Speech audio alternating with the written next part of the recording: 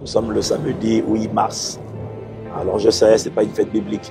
Mais je pense que c'est quand même important que le monde ait fixé ça pour se souvenir des violences faites aux femmes. Parce que mine de rien, le monde les fait baver, les hommes les font baver. Au commencement, Jésus dit, on n'en était pas ainsi. L'homme et la femme ont été créés. Tous les deux sont des êtres esprits. C'est juste qu'ils ont été mis dans des vases différents. L'un dans un vase masculin, l'autre dans un vase féminin. Mais on est tous égaux. Et quand vous voyez les efforts que ça a pris par la loi, la législation, pour pouvoir amener les hommes à réaliser que les femmes, l'homme et la femme sont égaux, ça c'est ce qu'on dit bon, dans les pays développés. Mais même dans les pays, dans certains pays, ce n'est pas encore le cas. Et même dans nos pays développés, au-delà de l'égalité des salaires, c'est beaucoup plus profond que ça en fait. La société est vraiment malade. La première chose vraiment sur laquelle on va vraiment insister, c'est pas juste accorder les mêmes droits, c'est le minimum, c'est accorder les mêmes droits. C'est pas juste une affaire d'égalité, c'est une affaire de respect. Mais en fait, c'est un respect. Vous voyez, on met les salaires, on met les trucs égaux, mais pour autant, les féminicides ne s'arrêtent pas. Ce que je veux dire, c'est que je pense que c'est vraiment un problème spirituel qui exige une approche spirituelle et pas uniquement législative. Gloire à Dieu pour les approches législatives. Ok, les femmes peuvent avoir les mêmes salaires, mais quand même, dans le mariage, la plupart du temps, ce sont les femmes qui se font battre. Elles ont le même salaire au travail, mais la femme se fait battre par son mari parce que c'est un problème spirituel, parce que ça ne date pas d'aujourd'hui, mais il y a vraiment une tendance pour l'homme à dominer, à écraser la femme. Et ça, je vous dis que c'est spirituel. C'est un dysfonctionnement qui a été causé par le péché. Vous voyez, ce que le Seigneur a dit, tu travailleras la sueur de ton front. Ça, c'est à l'homme. Et à la femme, il a dit, désire se portant vers ton mari et il dominera sur toi. Mais je veux que tu saches que ça, c'est une conséquence du péché. Vouloir dominer, écraser une femme, c'est une conséquence du péché. Ça ne va pas se régler que par la loi. Ça va se régler vraiment par la délivrance de la tyrannie, de la cruauté du péché. Voilà pourquoi il faut annoncer l'évangile. Et j'ai envie d'exhorter tous ceux qui m'écoutent, les chrétiens. Il ne s'agit pas que de prier. Allons à la dimension où on ne fait pas que prier, mais à la dimension où le Christ triomphe de nous. Et que notre mentalité est renouvelée. Cette tendance à vouloir dominer sur la femme, c'est ça qui emmène quelqu'un à frapper, c'est ça qui emmène quelqu'un à violer. C'est cette tendance-là, c'est de l'iniquité, c'est un péché. Il faut triompher de ça et j'ai une suggestion très pratique pour triompher de ça. Ne te contente pas de prier, désire Dieu. On peut se débarrasser d'un désir mauvais en le remplaçant par un désir bon. J'ai 26 ans de mariage, je peux vous assurer que mon expérience, ma certitude est que c'est vraiment le fait de désirer Dieu, le fait d'aspirer à aimer Dieu. Pas juste de prier Dieu, mais le fait de demander à Dieu la grâce de l'aimer, la grâce d'être conforme à lui, la grâce d'être semblable à lui, la grâce d'être agréable à son cœur, la grâce d'être rempli de lui, conquis par lui, possédé par lui. Vous voyez? Et c'est le fait de désirer Dieu qui me possède, qui me remplit, juste le désir d'être conforme à lui. Et il y a c'est ça la puissance de la soif. La soif, c'est le désir, la soif, c'est la quête. Et ce désir-là me débarrasse de tout autre désir mauvais. Parce que les abus sexuels, il y en a eu aussi dans l'église et il y en a encore dans nos églises. Pas parce qu'on ne prie pas, mais parce qu'on a des gens qui prient et qui ne désirent pas Dieu. Et c'est ça qui fait qu'il y a des abus dans l'église. Alors que l'église devrait être la lumière du monde. L'église devrait être celle qui montre l'exemplarité. Mais donc nous, enfants de Dieu, allons plus loin.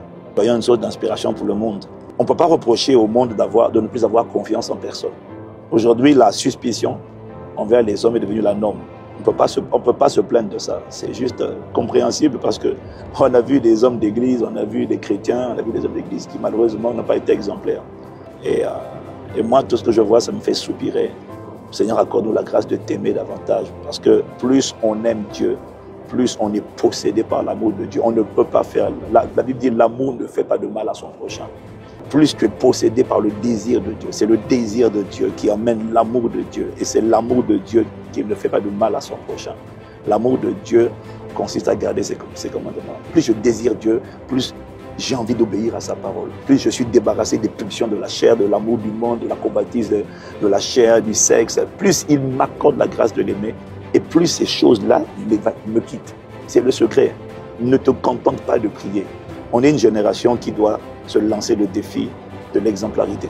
Et cette exemplarité-là, les bonnes volontés, les bons souhaits, les vœux pieux, ça ne suffira pas. Il faut vraiment une génération qui décide d'avoir soif de Dieu, de demander à Dieu la grâce de l'aimer.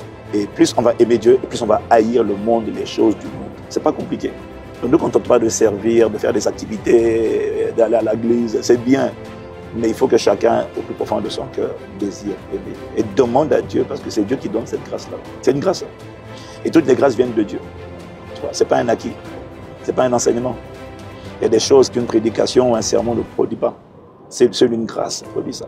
Et cette grâce-là, ça se reçoit quand on implore, Seigneur, fais-moi grâce. Fais-moi grâce de t'aimer. Joseph aurait pu coucher avec la femme de Potiphar.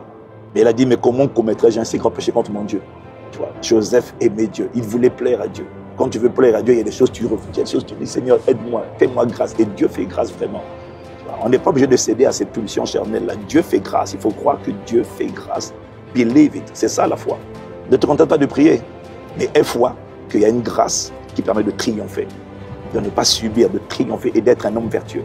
Je lance un appel, un défi à notre génération. Nous, Église de Jésus-Christ, soyons exemplaires, soyons vertueux. C'est vraiment possible. Il ne faut pas donner d'excuses. Un désir mauvais se remplace par un désir de Dieu. Les lois, c'est très bien. C'est la partie que fait le gouvernement. Ça va faire en sorte que les hommes, publiquement, ils se contiennent. Mais en privé, ils tapent. En privé, ils abusent. Tu vois.